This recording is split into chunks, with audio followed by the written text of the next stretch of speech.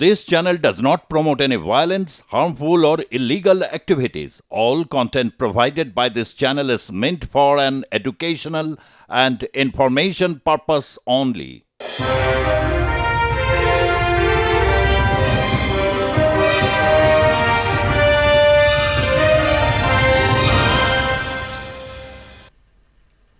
নমস্কার, আমি ঋতব্রত ভট্টাচার্য শুরু করছি টাফ টক উইথ ঋতব্রত। আজকে টাফ টক উইথ ঋতব্রত একেবারে অন্যরকম।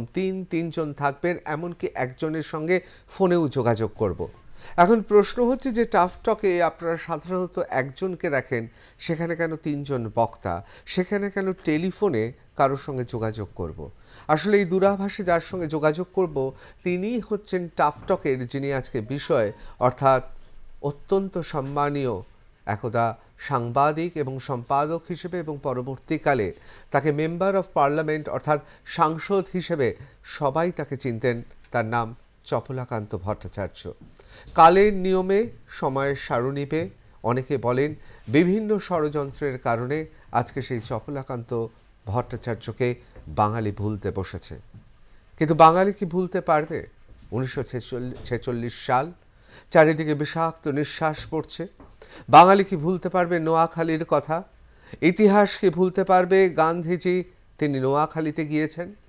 পক্ষে বিপক্ষে নানা ধরনের যুক্তি রয়েছে, কিন্তু অস্বীকার করতে পারি না আমরা বাঙালিরা, অবশ্যই পশ্চিম বাংলার যারা বঙ্গীয় বাঙালি, বাঙাল এবং ঘটি উভয়ই, নোয়াখালীর প্রভাব পড়েছিল এ রাজ্যে অর্থাৎ পশ্চিমবঙ্গে। আজকে এই নিয়ে আলোচনা করব এবং এই আলোচনায় যারা রয়েছেন তাদের সঙ্গে আলাপ করানোর আগে বলে রাখি, এবারই কলকাতা বইমেলাতে অনেকে বলছেন গুপ্তধন পাওয়া গিয়েছে। অর্থাৎ সেই সম্পাদক, সেই বিখ্যাত সাংবাদিক, সেই বিখ্যাত ঐতিহাসিক ব্যক্তিত্ব, তার যে লেখা দীর্ঘদিন ধরে নিষিদ্ধ হয়ে পড়েছিল তা আজ প্রকাশ্যে এসছে। 46-এর নোয়াখালী ও চপলাকান্ত নিষিদ্ধ পুস্তক দুষ্প্রাপ্য দলিল। যে চপলাকান্তের কথা শোনার জন্য মানুষ ছুটে যেতেন, যে চপলাকান্তের লেখা পড়ার জন্য মানুষ অধীর আগ্রহে অপেক্ষা করে থাকতেন, যে চপলাকান্তের লেখার জন্যে বাংলায় সর্বাধিক প্রচারিত দৈনিকের তালিকাটাই বদলে গেল, সেই চপলাকান্ত ভট্টাচার্য আজকে আমাদের বিষয়। আজকে আমাদের বিষয় নোয়াখালী, এবং সেই নোয়াখালী ঘুরে তিনি যে রিপোর্টাজ লিখেছেন, তার লেখায় যে ফুটে উঠেছিল তৎকালীন 46-এর নোয়াখালী, সেই 46-এর নোয়াখালী নিয়েই আজকে আমাদের আলোচনা। অত্যন্ত গুরুত্বপূর্ণ এই কারণে, তার কারণ বাঙালি দীর্ঘদিন ধরে এই ঐতিহাসিক নথি হাতে পায়নি।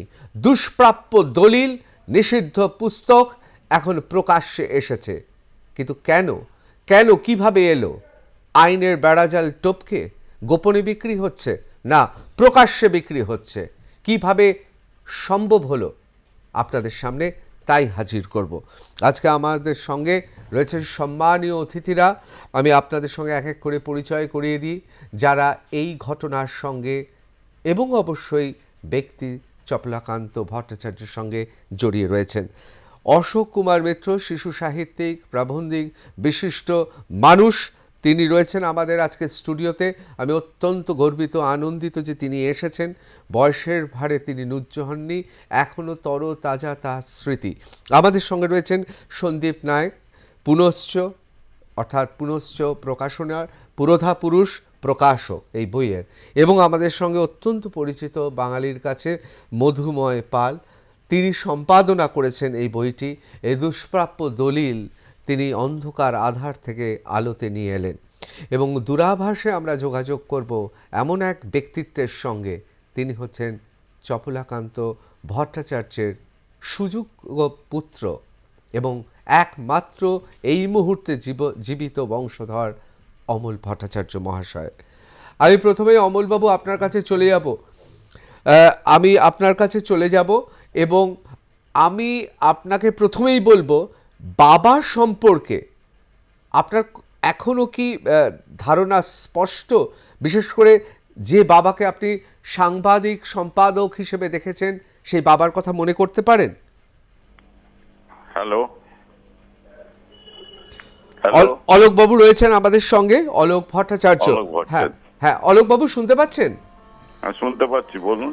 হ্যাঁ, বলছি আপনি আপনার বাবা সাংবাদিক এবং হ্যাঁ, আহ, সম্পাদক হিসেবে আপনার হ্যাঁ। বাবার স্মৃতি কতটা উজ্জ্বল আপনার স্মৃতিতে? আমার একটু উম, বড় হয়ে ভালো করে জানতে পেরেছি যে বাবা কি ছিলেন।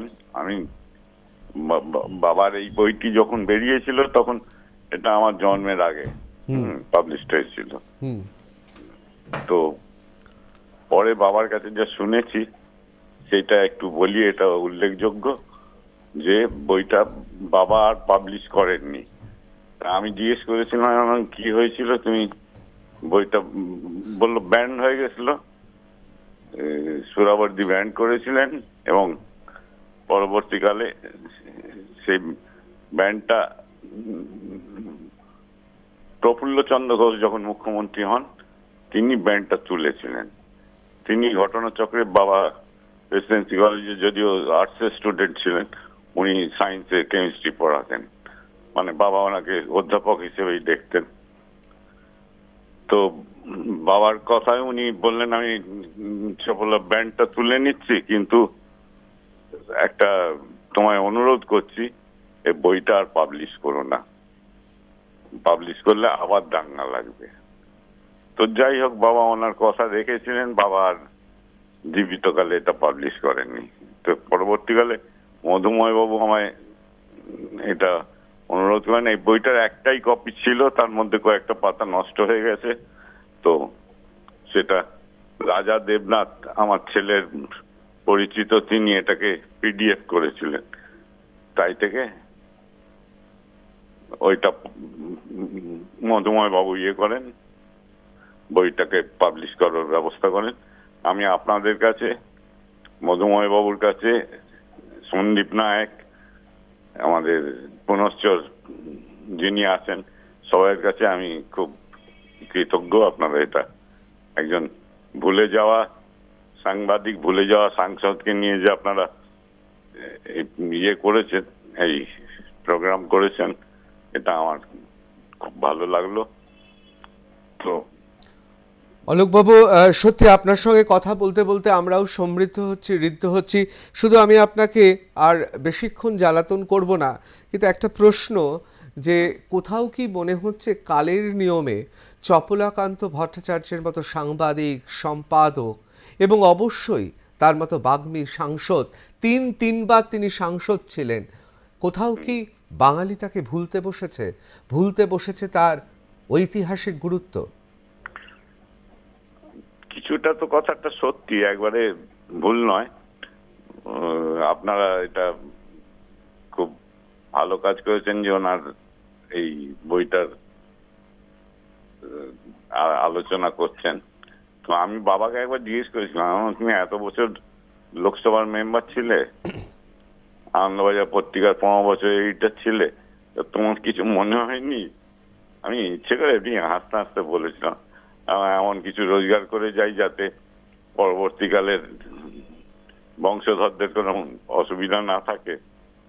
তো হাসতে হাসতে একটা সংস্কৃত শ্লোক বলেছিলেন। শ্লোকটা হচ্ছে নজাতু কাম কামানাং উপভোগেন সাম্মতি হবিষা কৃষ্ণবৎমেব ভূয় এব আবিবর্ধতে। কামনা বাসনা কখনো উপভোগ করে প্রশমন হয় না, যত উপভোগ করবে তত যজ্ঞে যেরকম আগুনে ঘি ঢাললে বাড়ে, সেরকম বাসনা বাড়তে থাকবে। তা সেই জন্যে বলছেন যে এর কোনো এর নেই, শেষ নেই, চাহিদার শেষ থাকে না মানুষের।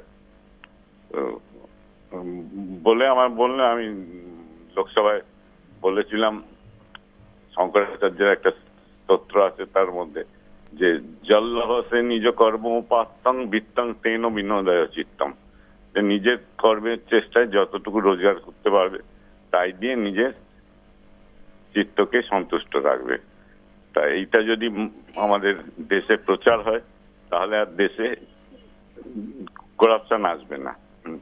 তো যাই হোক, অবশ্যই অবশ্যই অলোকবাবু, আপনি যে কথা বললেন, সত্যি আজকের দিনে দাঁড়িয়ে রাজনৈতিক যে প্রেক্ষাপটে আমরা দাঁড়িয়ে রয়েছি, সেখানে সত্যি এই ধরনের মানুষ, যিনি তিনবার সাংসদ, প্রধানমন্ত্রী থেকে শুরু করে তৎকালীন প্রধানমন্ত্রী থেকে শুরু করে সমস্ত বিশিষ্ট ব্যক্তিবর্গের সঙ্গে তার ওঠা বসা, তার এই মন্তব্যটা শুধুমাত্র রাজনীতিবিদ নয়, সাধারণ মানুষেরও জানা উচিত।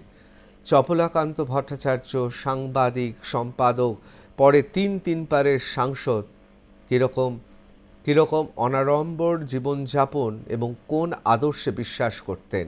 অসংখ্য ধন্যবাদ অলোকবাবু, আপনি এত রাত্রেও আমাদের সঙ্গে কথা বললেন দূরাভাষে, আমরা আপনার কাছে কৃতজ্ঞ। অবশ্যই আমরা আপনার সঙ্গে পরবর্তীকালে যোগাযোগ করব। এবার একেবারে চলে আসি আলোচনায়। আমাদের অনেক প্রশ্ন রয়েছে তৎকালীন নোয়াখালীকে কেন্দ্র করে, প্রশ্ন রয়েছে এই দুষ্প্রাপ্য, একদা নিষিদ্ধ দলিল সম এই পুস্তককে কেন্দ্র করে। আমি প্রথমেই মধুময় বাবুর কাছে চলে যাব। মধুময় পাল জীবনে বিভিন্ন সময় প্রচুর লিখেছেন, অনেক বিষয়ে লিখেছেন, অনেক বই সম্পাদনা করেছেন, অনেক বই বা বিষয়ের পেছনে সম্পাদনা নামে না করলেও তার পেছন থেকে সাহায্যের হাত বাড়িয়ে দিয়েছেন। যখন 46-এর নোয়াখালী ও চপলাকান্ত সম্পাদনা করার কথা ভাবলেন, তখন কি রোমাঞ্চিত হয়েছিলেন? এটা বিস্ময়করভাবে আমার কাছে ম্যানাস্ক্রিপ্টটা এসেছিল। অলোকবাবু যেটা বললেন যে পিডিএফ করে দিয়েছেন ওরা, এই পিডিএফটা এসেছিল আমার এক বন্ধু রাজা সরকারের মাধ্যমে। রাজাও দেশভাগ নিয়ে কাজ করে, আমিও দেশভাগ নিয়ে কাজ করি। রাজা হঠাৎ আমাকে বললেন যে তোমাকে আমি একটা অসম্ভব জিনিস পড়াতে পারি বলে পেন ড্রাইভে আমাকে এই স্ক্রিপ্টটা দিয়েছিল, নোয়াখালীর ধ্বংসকাণ্ড। পড়ে আমি শিউরে উঠি। এই ডিটেল বর্ণনা এর আগে আমি কখনো পাইনি। আমি দুবার উল্লেখ পেয়েছিলাম চপলাকান্ত ভট্টাচার্যের।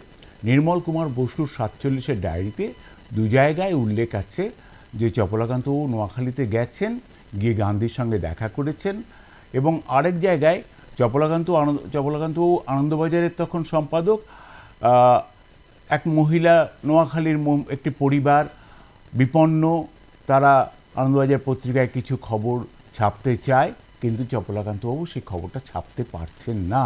এই দুটো রেফারেন্সে আমি পেয়েছিলাম।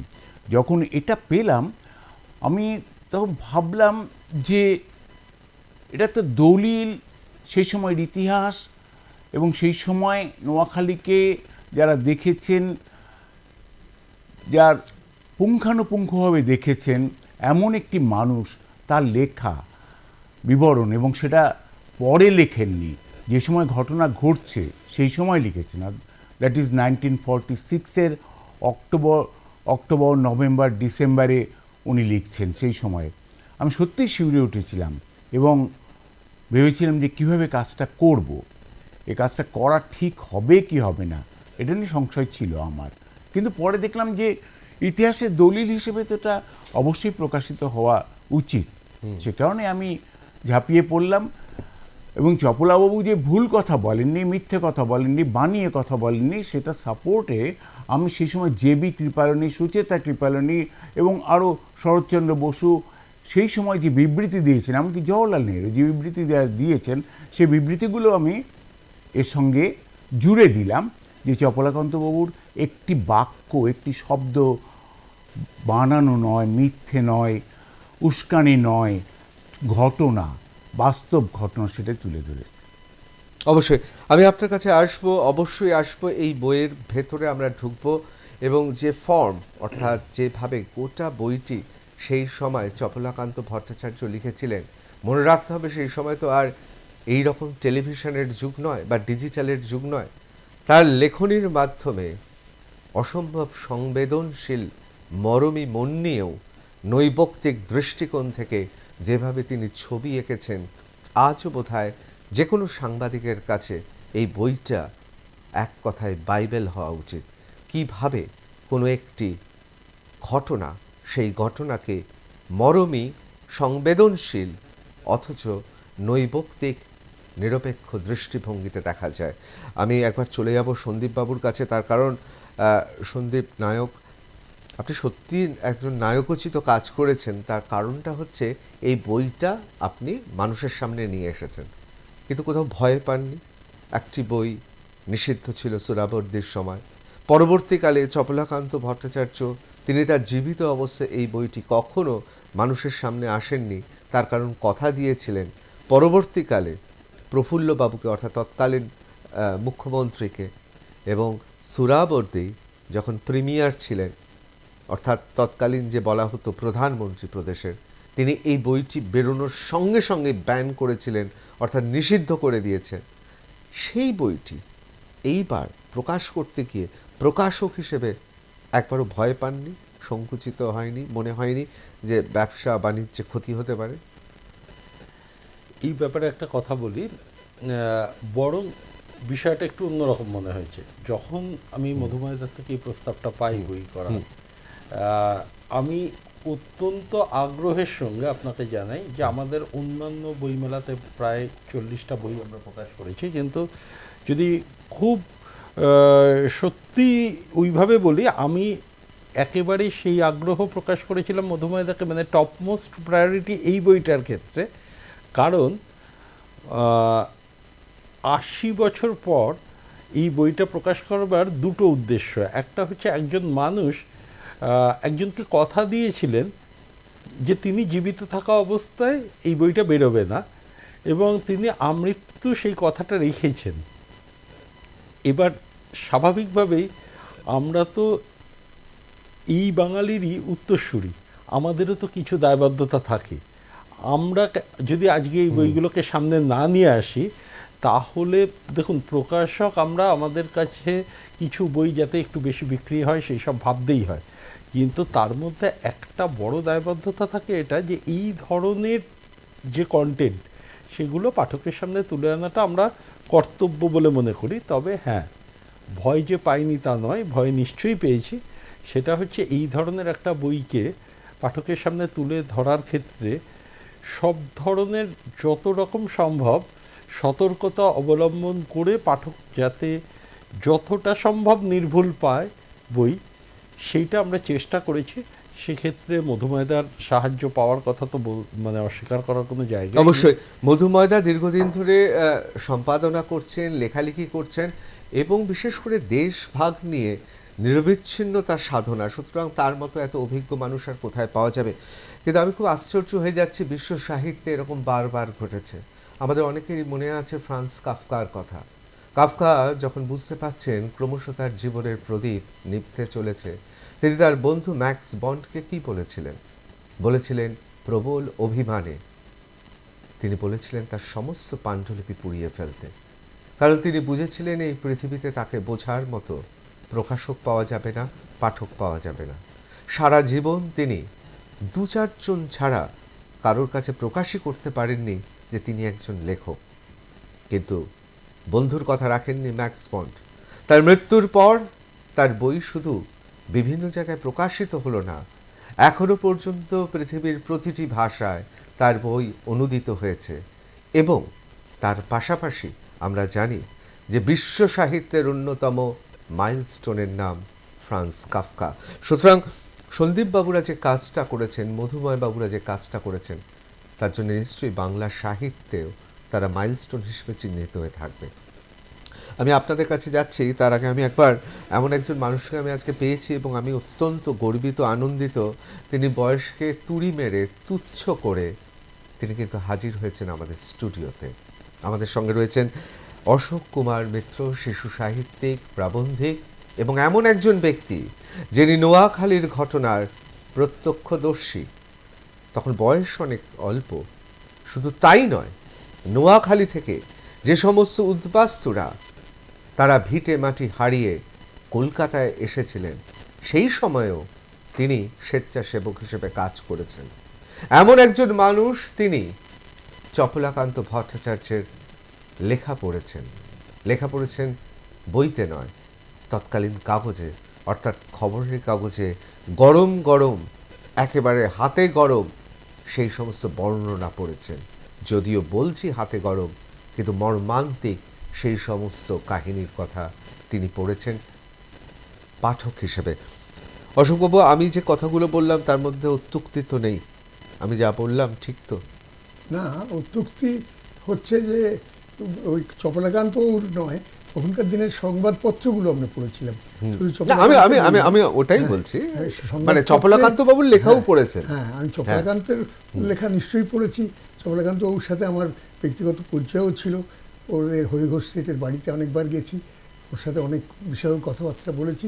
কিন্তু যে কথা বলতে চাইছিলাম সেটা হচ্ছে যে নোয়াখালীর এই ঘটনা ঘটনা আপনি বলেছেন যে এত বড় আমাদের কলকাতায়, আমি যখন কলকাতায় বাসিন্দা, কলকাতায় 16ই আগস্টের ব্যাপার আমরা দেখেছি।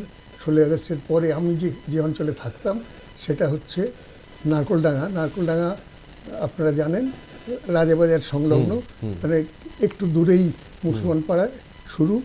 আর আমাদের ওখানে আমরা বলছি যে এই ঘটনাটাও ঘটেছে, যেমন সোহরাওয়ার্দীর কথা আপনারা বলছেন, যে অত বড় দাঙ্গা কলকাতায় যা ঘটলো, যা পৃথিবী এবং তার পরিণতিতে সব ভারতভাগ পর্যন্ত হয়ে গেল। কিন্তু তখনও দেখেছি যে আমাদের ওই পাড়াতে, আমাদের বাড়িটা, আমাদের ওখানে কয়েকটা বস্তিও ছিল, সেই বস্তিতে কিছু মুসলমান প্রজাও থাকতেন। তারা ওই 16ই আগস্ট দাঙ্গার পরে যখন মনে হয়েছিল যে ব্যাপারটা আমাদের মানে দাঙ্গাটা আমাদের পর্যন্ত ছড়িয়ে আসতে পারে, তখন আমাদের বাড়ির মেয়েদেরকে তারা নিরাপদ জায়গায়, অর্থাৎ আমাদের যে আত্মীয় স্বজন আছেন হিন্দু পাড়ায়, সেখানে তারা নিরাপদে পৌঁছে দেওয়ার দায়িত্বও নিয়েছিলেন এবং পৌঁছেও দিয়েছিলেন। এবং অদ্ভুত অদ্ভুত ঘটনাও কিন্তু ঘটেছে। এই ঘটনাগুলো কলকাতার জায়গা বলেই বোধহয় সম্ভব, অবশ্যই। হিন্দু মুসলমান সম্পর্ক থাকে, আবার ব্যক্তিগত অবশ্যই সম্পর্কে অবশ্যই। তার এমন কারণ ব্যাপারটাও থেকে যায়। আমি অশোকবাবু আপনার কাছে আসছি, তার কারণ এখনের বাঙালি অনেকে হয়তো জানেন না, নিশ্চয়ই সুধীজনরা জানেন যে কি ভয়ঙ্কর অবস্থা ছিল সেই সময়। গোটা বাংলাদেশে, অবিভক্ত ভারতবর্ষের বিভিন্ন অংশ তখন জ্বলছে, 46-এর দাঙ্গা এবং তার পাশাপাশি বিষাক্ত নিঃশ্বাস। অনেকে আবার বলছেন একই জায়গা থেকে অস্ত্র আসছে, অর্থাৎ কোথাও ব্রিটিশরা ভারত ভাগের আগে আগুন ধরিয়ে দিয়ে ধীরে ধীরে এই উপমহাদেশ থেকে তারা জানে তাদের চলে যেতে হবে। অনেকে বলছেন এটা তাদেরও ষড়যন্ত্র হতে পারে। ঠিক সেই সময় এই ধরনের ঘটনা কোথাও মরুদ্যানের মতো, অর্থাৎ সম্প্রীতি, মানবতা এবং তার সঙ্গে সঙ্গে অবশ্যই গভীর সখ্যতা, মমত্ব এবং বিভিন্ন ধরনের মানবিক উপাদানগুলো আমাদের সমৃদ্ধ করে। আমি একবার চলে যাব গান্ধীজি নোয়াখালীতে যখন যাচ্ছেন তিনি কি লিখছেন সেটা আপনাদের একটু শোনাই, বুঝতে পারবেন। গান্ধী লিখছেন, জনবিরল রাস্তায় মোটর গাড়িতে করে যাবার সময় দেখলাম পথের দুধারে 2 ফুট উঁচু জঞ্জালের স্তূপ জমা হয়ে রয়েছে। যত দূর চোখ যায় পাশের রাস্তা আর গলিগুলোতে আসবাব শূন্য দোকান এবং পোড়া বাড়ির শাড়ি চোখে পড়ে। এই সব দেখে যখন ভাবি মানুষের দলবদ্ধ উন্মত্ততা তাকে জন্তুর অধম করে তুলেছিল, তখনই এক দম বন্ধ করা অনুভূতিতে মন অভিভূত হয়ে ওঠে। এই রকম অবস্থা দীর্ঘস্থায়ী হতে পারে না, মানুষের প্রকৃতি এটা সহ্য করবে না। মোহনদাস করমচাঁদ গান্ধী নোয়াখালীর ডায়েরিতে এই কথাগুলি লিখেছেন এবং অত্যন্ত সুচারুভাবে এই বইয়ের শুরুতে এরই উদ্ধৃতি নিয়ে আসা হয়েছে। আপনারা দেখতে পাচ্ছেন সেই সময়কার ছবি। আমি আবার আলোচনায় ফিরে আসবো, তার কারণ আমাদের মন সত্যি মাঝে মাঝে ব্যথিত হয়ে যায়। এই যে দেশ ভাগ, এই যে আমাদের বাংলাকে ভাগ করা, এই যে গোটা ঘটনা, বিশেষ করে নোয়াখালীর ঘটনা, এবং সেখানে যে পরিমাণ মানুষ তারা নিহত হয়েছেন, ধর্ষিতা হয়েছেন, তা আজও সেই কালো দিনগুলো ভাবলে শিউরে উঠতে হয়। আমি একবার অশোকবাবু আপনার কাছে চলে যাব। আপনি যে কথা বললেন সত্যি খুব মানবিক। আমাদের আসলে তো ধর্ম নয়, আসলে তো বর্ণ নয়, আসলে তো মানবিক। মানুষগুলো তো সব যুগেই সব জায়গায় সর্বত্রই থাকে। সেই সময় আপনি তো খুবই ছোট, কিন্তু কি কাজ করছিলেন? স্বেচ্ছাসেবক, শিয়ালদা স্টেশনে নাকি আপনি স্বেচ্ছাসেবক ছিলেন, নোয়াখালী থেকে মানুষ আসছেন। শুধুমাত্র নোয়াখালী নয়, পূর্ব বাংলা থেকেই মানুষ সেভাবে যে এসরাস হয়েছিল, অত মানুষ চলে আসা, এটা আমাদের ইতিহাসে কখনো কখনো সে জিনিস ঘটেনি, আজ পর্যন্ত ঘটেনি। সে এবং আমরা চাইও না যেভাবে এরকম আর অদ্ভুত ঘটুক অদ্ভুতভাবে কখনো। মানুষ চলে এসেছে, তারা আশ্রয় পেয়েছে। এবং শিয়ালদা স্টেশনে, শিয়ালদার প্ল্যাটফর্ম তো ভর্তি হয়েছিল, এবং ওইখানটায় একটা ব্যবস্থা করা গিয়েছিল সরকারের পক্ষ থেকেই, হয়তো সেখানটায় ওদের খাওয়ার ব্যবস্থা করা হতো। আমি সেখানে স্বেচ্ছাসেবক হিসেবে গিয়েছিলাম। আমি বলেছিলাম যে আমি ওদের সরাসরি খানিক সেবা করতে চাই। কি করতে চাও? আমি বললাম ওদের আমি খাবার বিলি করতে চাই। খাবার বিলি করতে গেলাম, সে সারি দিয়ে এক সারি দু সারি এবং মিলে প্রায় 100 জন বসে আছেন। সেখানে আমি চেষ্টা করেছিলাম ভাত বা ডাল দিতে। সেগুলো এত বড় হাতা এবং বালতি, আমার ওই 10 বছরের বয়সী ছেলের পক্ষে সেটা সম্ভব ছিল না। স্বাভাবিক। কিন্তু পরবর্তীকালে তখন আমাকে দেওয়া হলো নুন এবং লঙ্কা, এই দুটো বিলি করার, কাঁচা লঙ্কা এবং নুন। সেটা আমার ভীষণ চাহিদা ছিল। ওই দূর থেকে ডাকছে, খোকা আসো, মানে আপনার চাহিদা দিয়ে দাও। ছিল খুব? হ্যাঁ, আপনার চাহিদা ছিল? আমার চাহিদা ছিল যে আমি আমার যে জিনিস দেব সেটা তখন আমার মনে হয়েছিল আমি খুব যোগ্য লোক, খুব মানে এফিশিয়েন্ট মানুষ, সেই জন্য আমাকে এরা ডেকে নিচ্ছে। কিন্তু পরবর্তীকালে আমার এই বোধটা হয়েছিল আসলে ওদেরকে যে আমরা ভাত দেওয়া হতো, ওদেরকে যে ডাল দেওয়া হতো, যে তরকারি দেওয়া হতো, সে ভাত নিশ্চিত করেই আমাদের বাড়িতে আমরা যে ভাত খাই সে ভাত নয়, অনেক ফুটিয়ে ফুটিয়ে তার চেহারা যা দাঁড় করিয়ে দেওয়া হতো, অর্থাৎ অল্প চালে বেশি লোককে খাইয়ে দেওয়া, এবং যে ডাল বা তরকারিতে সে পরিমাণ মশলা, তেল ইত্যাদি দেওয়া হতো না। তার ফলে ওই ভাতটা খাবার জন্যে তাদের নুন এবং লঙ্কার অত চাহিদা ছিল, এবং সেটা আমাকে খুব মানে তৎপরতার সাথে এবং খুব যোগ্যতার সাথে সে বিলি করতে হতো আমাকে, এবং সেটাই আমার খুব আনন্দের ব্যাপার ছিল সে সময়। কিন্তু পরবর্তীকালে আমার খুব খারাপ লেগেছিল।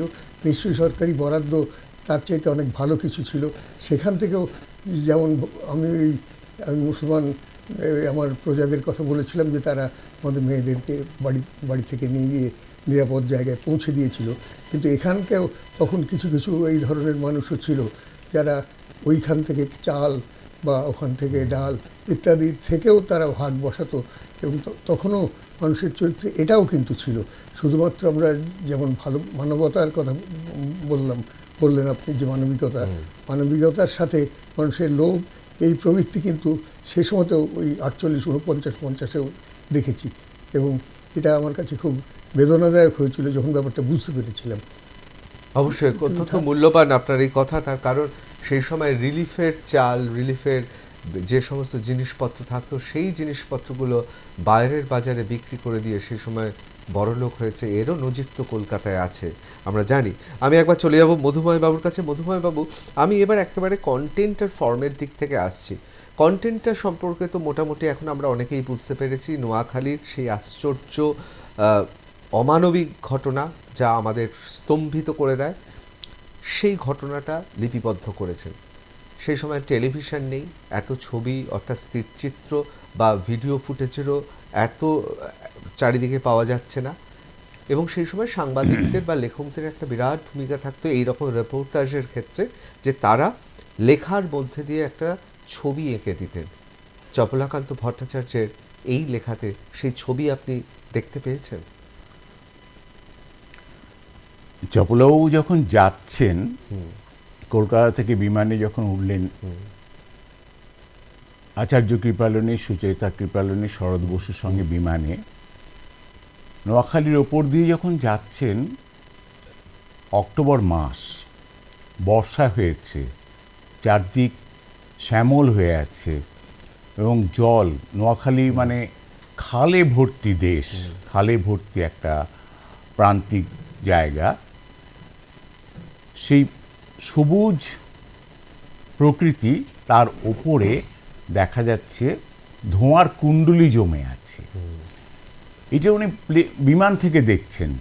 এই দেখাটা কিন্তু ওর বর্ণনা থেকে আমি আজও দেখতে পাই যে ওই রকমভাবে তার মধ্যে উনি দেখছেন লোকজন পালাচ্ছে, সার বেঁধে লোকজন পথ ধরে পালাচ্ছে, এবং কোথাও কোথাও দেখছেন যে ভাঙা বাড়ি পড়ে আছে।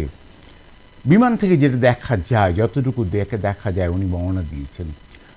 তারপরে যেটা ধীরে ধীরে উনি গেলেন, উনি তো দুবার গিয়েছিলেন, একবার গিয়েছেন 19 অক্টোবর গেলেন, তারপরে গেলেন নভেম্বরের মাঝামাঝি। উনি যখন প্রথম গেলেন, চপলবাবু যখন গেলেন, তখনও কিন্তু গান্ধী গিয়ে পৌঁছননি এবং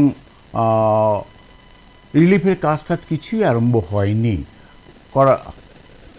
করা সম্ভব হয়নি। দ্বিতীয়বার যখন গেলেন তখন গান্ধী পরিক্রমা শুরু করে দিয়েছেন, গ্রামে গ্রামে ঘুরছেন।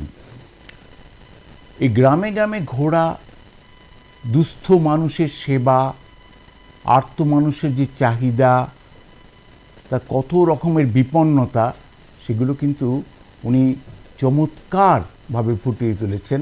কোথাও এতটুকু বাড়াবাড়ি নেই, উস্কানি নেই।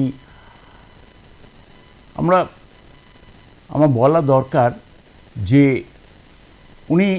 আমরা বলি নোয়াখালীর দাঙ্গা, চপলবাবু কিন্তু একবারও দাঙ্গা শব্দটা ব্যবহার করেননি, একবারও দাঙ্গাবাজ শব্দ ব্যবহার করেননি, দাঙ্গায় উপদ্রুত সেটাও ব্যবহার করেননি।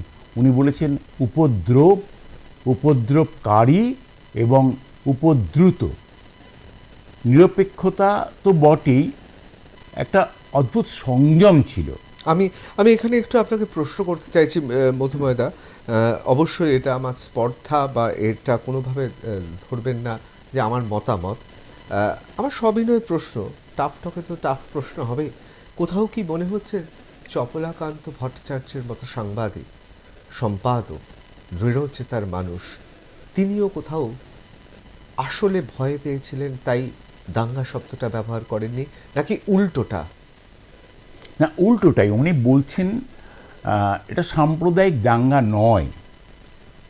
বইটা পড়লেই বোঝা যাবে এটা সাম্প্রদায়িক দাঙ্গা শব্দের ব্যবহার করেনি, সাম্প্রদায়িক হাঙ্গামা নয়। এটা হচ্ছে সংখ্যালঘুর বিরুদ্ধে যুদ্ধ এবং সিভিল ওয়ার।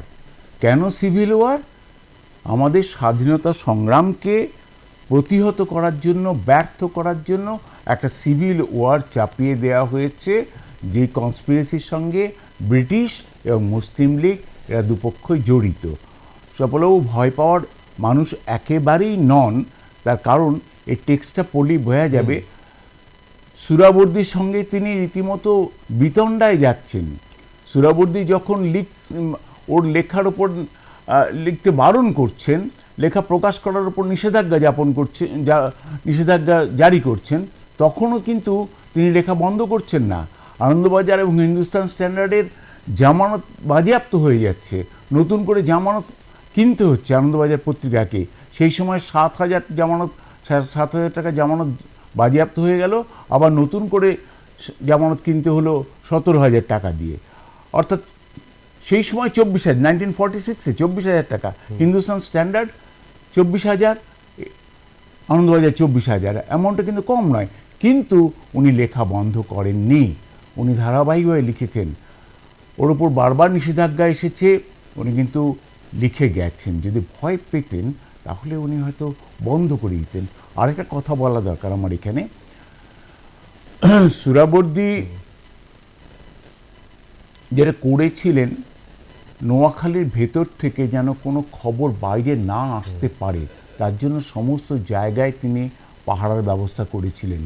পোস্ট অফিসগুলোকে নির্দেশ দেওয়া হয়েছিল যে রিপোর্টাররা এসে যদি কোনো টেলিগ্রাম পাঠাতে চায়, তোমরা সরাসরি না বলে দেবে, আমার নাম করে বলবে যে ওটা পাঠানো যাবে না। অর্থাৎ খবর পাঠানো যাচ্ছে না, ছবি পাঠানো যাচ্ছে না। এইরকম মানে আজকের দিনে তো সুযোগ সুবিধা তো অনেক বেশি বেড়েছে, তখন যেটুকু সুযোগ সুবিধা ছিল সেটাও সুরাবর্দি অ্যাভেল করতে দেননি, যার জন্য অনেক পরে খবর এসেছে, অনেক পরে। মানে ঘটনা ঘটে যাওয়ার 4 দিন কি 5 দিন পরে কিছু খবর এলো, তারও পরে 10 দিন পরে আবার কিছু খবর এলো। গান্ধী চলে যাওয়ার পরে তখন আর ফ্লাডগেট আটকে রাখা সম্ভব হলো না, খুলে গেল। গান্ধীর যাওয়াটা এই দিক থেকে খুব গুরুত্বপূর্ণ ছিল যে গোটা পৃথিবীর ফোকাসটা গিয়ে নোয়াখালীতে পড়ল। অবশ্যই আমি এখানে আসছি, এখানে আমাদের একটা জিজ্ঞাসা রয়েছে। চপলাকান্ত ভট্টাচার্যের লেখাতে খুব পরিষ্কারভাবে লেখা রয়েছে যে নোয়াখালীর কথা আপনি যেরকম বলছিলেন, খাল বিলের জায়গা এবং নোয়াখালীর ইতিহাস এর মধ্যেই তিনি লিখছেন। সেখানে খুব সুন্দরভাবে প্রতিবেশী হিসেবে একদিকে হিন্দু এবং মুসলিম উভয়ই থাকতো এবং আপাত দৃষ্টিতে দশকের পর দশক সেখানে খুব শান্তিপূর্ণ সহ অবস্থান ছিল। এমনকি তার বর্ণনার মধ্যেও রয়েছে এবং আপনারাও জানেন, বিভিন্ন জায়গায় আমরা পড়েছি, সেখানে একই বাড়িতে, বিশেষ করে বাড়ির যারা অত্যন্ত বিশ্বস্ত যারা, সেটা পরিচারক পরিচারিকাও হতে পারে, বা ব্যবসার ক্ষেত্রে হতে পারে, বা অন্যান্য ক্ষেত্রে হতে পারে, উভয় ধর্মের মধ্যে একটা আশ্চর্যজনকভাবে খুব শান্তিপূর্ণ মানে বসবাস করতেন খুব সুন্দরভাবে। কিন্তু কোথাও একটা ষড়যন্ত্রের চিত্রনাট্য আঁকা হচ্ছিল, এবং যেহেতু নোয়াখালী দুর্গম জায়গা, খাল বিল দিয়ে আটকানো, এবং ঝট করে যদি আমি মেনল্যান্ড ধরি আর কি, কলকাতা বা অন্যান্য অঞ্চলগুলোকে, তার সঙ্গে যোগাযোগ করা যায় না, সেই জন্যেই বেছে নেওয়া হয়েছিল। এবং এই নোয়াখালীর যে ঘটনা ঘটেছে, সেই ঘটনার চিত্রনাট্য তার বছরখানেক আগে থেকেই খুব সুচিন্তিতভাবে, সুচারুভাবে আসলে সেই চিত্রনাট্য, ষড়যন্ত্রের চিত্রনাট্য তৈরি হচ্ছিল। আপনি বিশ্বাস করেন? না, এটা ঘটনা 1 বছর আগে না, কলকাতার আমি দাঙ্গা বলছি বছর খানেক আগে, মানে এক বছর না, বলছি না। কলকাতার দাঙ্গা ঘটে যাওয়ার পরেই, অর্থাৎ গ্রেট ক্যালকাটা কিলিংয়ের পরেই 23 সেপ্টেম্বর থেকে সুরাবর্তী খবরের কাগজের উপর নিষেধাজ্ঞা জারি করতে শুরু করলেন। খবরের কাগজ যেন কোনো এই কলকাতার দাঙ্গা নিয়ে বা অন্য কোনো দাঙ্গা নিয়ে খবর ছাপতে না পারে। এই যে নিষেধাজ্ঞা জারি, এখান থেকেই চক্রান্তটা শুরু হলো। এবং তারপরে চপলবাবু নামটা বলেছেন যে একজন মুসলিম লীগের সদস্য, তিনি বিধানসভায় দাঁড়িয়ে বলেছিলেন যে এরপর নোয়াখালী হবে, অর্থাৎ নোয়াখালীটা বেছে নেওয়া হয়েছিল। নোয়াখালীতে 18% হিন্দু আর 82% মুসলিম, মানে ব্যাপক সংখ্যাগরিষ্ঠতা। সেখানে হিন্দুরা কোনোভাবে প্রতিরোধ গড়ে তুলতে পারবে না। এবং একটা প্রান্তিক জেলা, একেবারেই প্রান্তিক জেলা, রাস্তাঘাট অনুন্নত, সেখানে যদি কোনোভাবে ধর্মীয় উস্কানি দেওয়া যায়, প্ররোচিত করা যায়, তাহলে অনায়াসে এই ঘটনাগুলো ঘটিয়ে দেওয়া যাবে, যেটা ওরা চাইছে। অর্থাৎ যেটা চপলবাবুর ভাষায় সিভিল ওয়ার অন মাইনরিটি, এটা ঘটিয়ে দেওয়া যাবে। কোনো রকম ক্ষয়ক্ষতি হবে না। যে ক্ষয়ক্ষতিটা কলকাতায় হয়ে গেছে, কলকাতায় শুরু করেছিল মুসলিমরা, আমি ইতিহাসের দিক থেকে বলছি, কোনো পক্ষপাত নিয়ে বলছি না, ইতিহাস যা বলছে, ভবতোষ দত্তর বিবরণের মধ্যেই আমরা পেয়ে যাচ্ছি। শুরু করেছিল মুসলিমরা, কিন্তু দ্বিতীয় দিন থেকে পাল্টা যখন হিন্দুরা মারতে শুরু করলো, তখন কিন্তু ক্ষয়ক্ষতিটা বেড়ে গেল। অভাবিত, অস্বাভাবিক, প্রায় 10,000 মারা গিয়েছিল বলে বলা হয়। এতটা ক্ষয়ক্ষতি এখানে মুসলিমদেরও মরতে হয়েছিল। নোয়াখালীতে কিন্তু মুসলিমদের কারো গায়ে হাত লাগেনি, কাউকে প্রাণ দিতে হয়নি। যারা প্রাণ দিয়েছেন তারা হিন্দুদের বাঁচাতে গিয়ে প্রাণ দিয়েছেন। অবশ্যই আপনিও খুব সুন্দরভাবে বললেন, এবং চপলাকান্ত বাবুর বইতেও খুব পরিষ্কারভাবে লেখা আছেন, আসলে ধর্ম নয়, আসলে সেই সময় যে কথা অশোকবাবু তার স্মৃতিচারণায় বলছিলেন, যে সেই সময় আশ্চর্যজনকভাবে মৈত্রী ছিল, মানবিক মানুষ ছিলেন উভয় পক্ষেই। কিন্তু অনভিপ্রেত এই ঘটনাগুলোকেও আমরা এড়িয়ে যেতে পারি না। সবসময় মনে রাখবেন যে শুভ বুদ্ধিসম্পন্ন মানুষ, তারা সমস্ত পক্ষেই থাকেন, সমস্ত ক্ষেত্রেই থাকেন, সব জায়গায়ও, এবং প্রত্যেক জায়গাতেই মানুষ আসলে সম্প্রীতি এবং শান্তির সহ অবস্থান চান। কিন্তু বেশ কিছু দুষ্কৃতী, যাদের কোনো ধর্ম হয় না, তারাই এই ধরনের ঘটনা ঘটান। আমি একবার অশোকবাবুর কাছে চলে যাব। অশোকবাবু, কোথাও কি আপনিও একই কথা মনে করেন, বদ্ধভূমি হিসেবে নোয়াখালীর কথা বেছে নেওয়া হয়েছিল, বদ্ধভূমি তৈরি করা হবে বলে, রাজনৈতিক কারণে এবং সংকীর্ণ রাজনৈতিক কারণে? এটা আপনি ভাবতে পারেন, আমার কাছে খুব স্পষ্ট ধারণা নেই, কিন্তু এটা ঠিক যে যখন কলকাতায় দাঙ্গাটা শুরু হলো, কলকাতা আপনি দ্বিতীয় দিন নয়, 4th ডে থেকে আসলে হিন্দুরা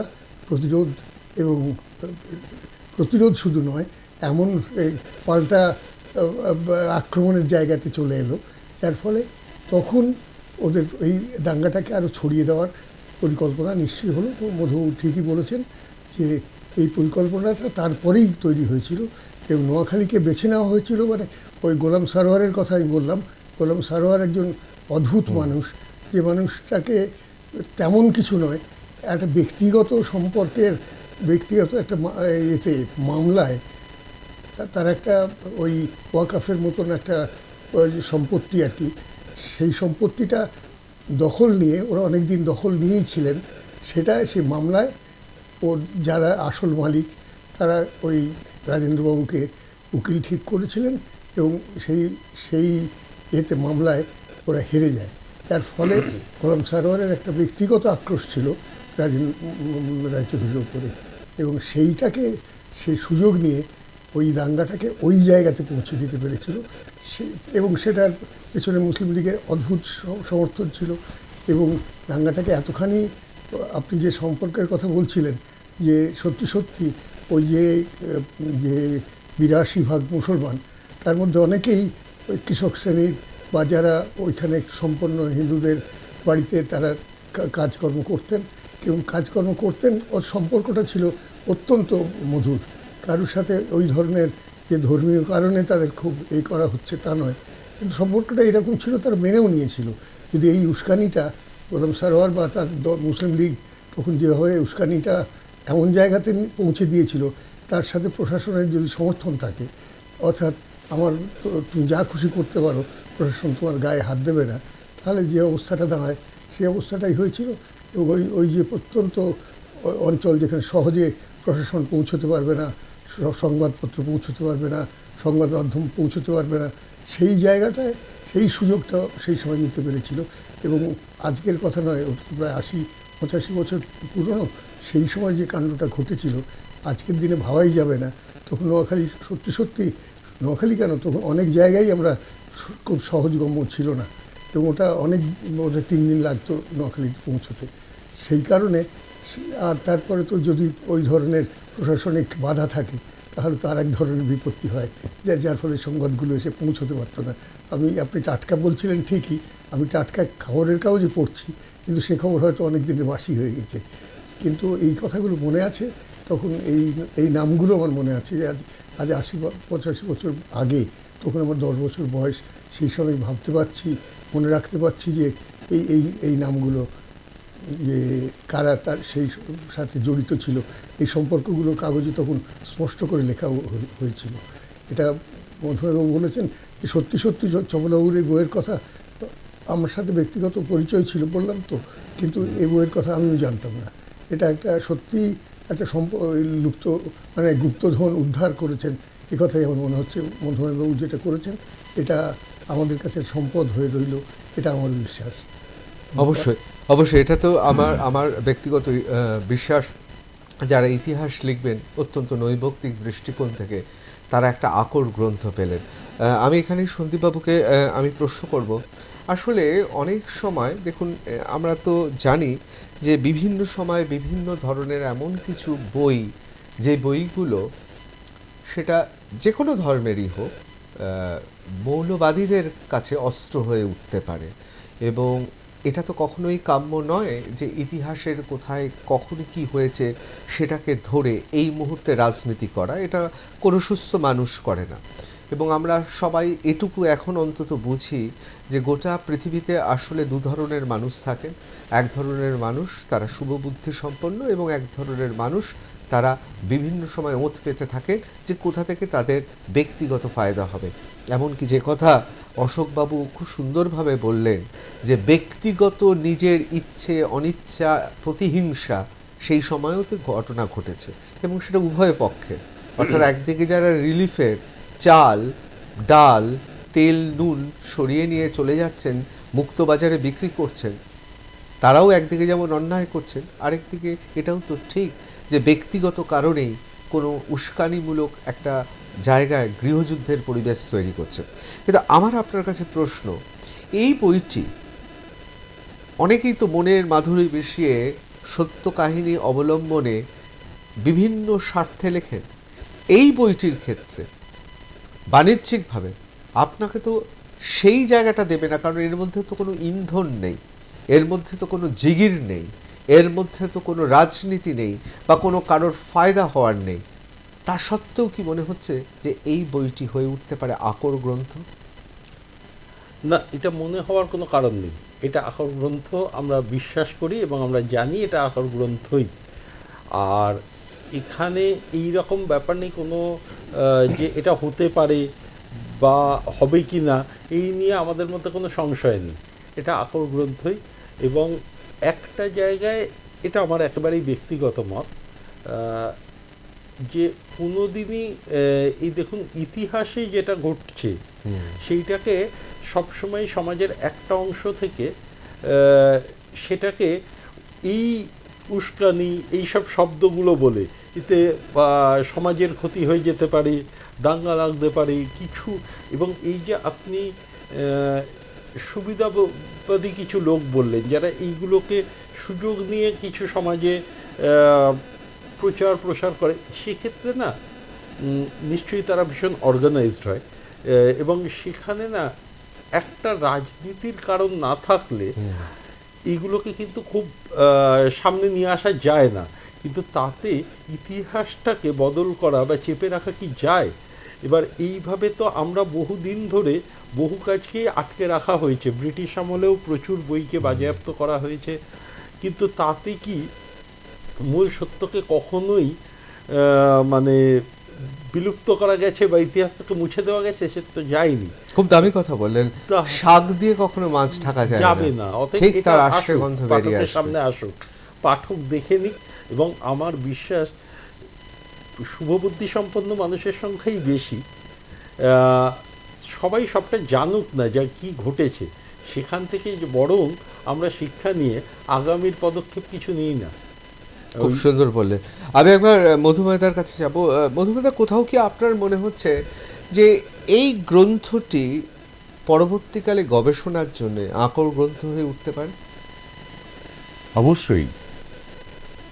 আমি এর আগে আমার দেশভাগ দেশভিখারি বইতে যখন নোয়াখালীর দাঙ্গা, গ্রেট ক্যালকাটা কিলিং, 50-এর দাঙ্গা, 64-র দাঙ্গা, এর ইতিহাসগুলো যখন লিখি তখন বেশ কিছু বই আমি পেয়েছিলাম প্রত্যেকটা দাঙ্গারই। শুধু নোয়াখালীর দাঙ্গার কোনো বই আমি পাইনি। নোয়াখালী দাঙ্গা রেফারেন্স পেয়েছি এখানে সেখানে, অল্প অল্প ছেঁড়া খোড়া কিছু রেফারেন্স পেয়েছি। এইরকম একটি বই হাতের কাছে থাকলে পরে সেটা অবশ্যই গবেষকদের খুব সহায়তা করবে। আর একটা কথা আমি এখানে বলে রাখি, জ্যোতির্ময়ী দেবী 1967 সালে একটি উপন্যাস লিখেছিলেন, তার নাম এপার গঙ্গা ওপার গঙ্গা। শুরু হচ্ছে এই নোয়াখালী রায়ট দিয়ে। একটা বাড়িতে, হিন্দু বাড়িতে আগুন লাগানো হলো। সেই বাড়িতে কাজ করে যারা, তারা মুসলিম কামলা, বাচ্চা বাচ্চা ছেলে, তাদের সেদিন চেহারা পাল্টে গেল। সুতারা দত্ত, তার বাবাকে খুন করা হলো, দিদিকে তুলে নিয়ে যাওয়া হলো, মা জলে ঝাঁপ দিয়ে পড়ে আত্মঘাতী হলেন। সুতারা বেঁচে গেল কোনো রকমে। সুতারা বারবার করে প্রশ্ন করেছে কেন এটা হলো, কেন এরকম। এবং সেই সুতারাকে, এই বালিকাকে যারা রেখেছিলেন, যিনি রেখেছিলেন পরম স্নেহে, তিনি কিন্তু মুসলিম তমিজউদ্দিন। হ্যাঁ, এবং তাকে বারবার এই প্রশ্নের উত্তর দিতে হচ্ছে যে কেন বিধর্মী মেয়েকে রাখা হয়েছে। অর্থাৎ একটা অপূর্ব সুন্দর একটা কিন্তু মানবিক সম্পর্ক আছে উভয়ের মধ্যে। মৈত্রেয়ী এবং মানবিক সম্পর্কের যে কথা মধুময়দা বলছেন, এবং আমাদের সময় শেষ, কিন্তু আলোচনার অনেক কিছু ছিল। আমি আমাদের অনুরোধ করব আবার আমাদের আসতে। আমি সবশেষে বলবো, আপনি যে প্রসঙ্গটা নিয়ে এলেন, আজকে তো মানুষের মন থেকে ধীরে ধীরে এসব হারিয়ে যাচ্ছে। কোথাও কি মনে হচ্ছে যে একটা গুপ্তধনের অন্তত হদিস দিলেন আপনি? হ্যাঁ, এটা আমার খুব ভালো লাগছে যে একটা গুপ্তধনের হদিস দিলাম। এর আগে একটা মরিচ ঝাঁপি নিয়ে যখন কাজ করেছিলাম, এক্সপোজ করেছিলাম আর কি, সেটা এক্সপোজার ছিল। সেই সময় রাজনীতির সঙ্গে ওটা মিলে যাওয়ার ফলে অনেকে আমাকে বলেছিল তুমি পলিটিক্যাল এজেন্ডা ধরে তোমার বইয়ে করেছো।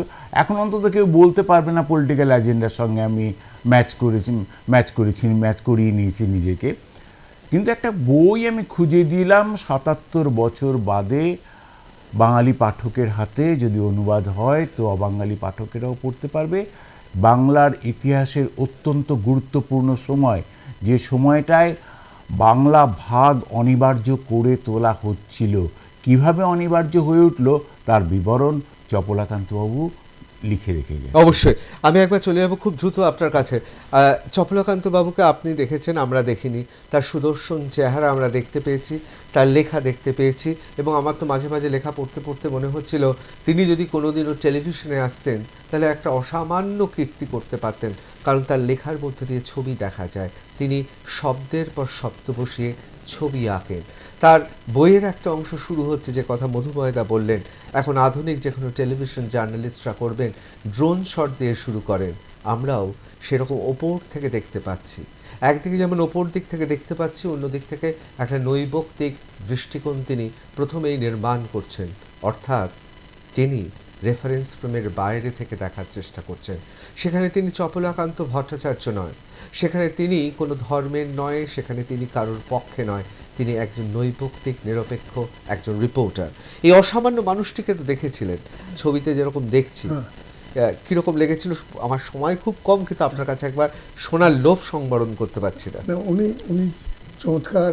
আমরা অত কম বয়সী ছেলে, ওর ওখানে যেতাম, উনি কখনো বিরক্ত হননি।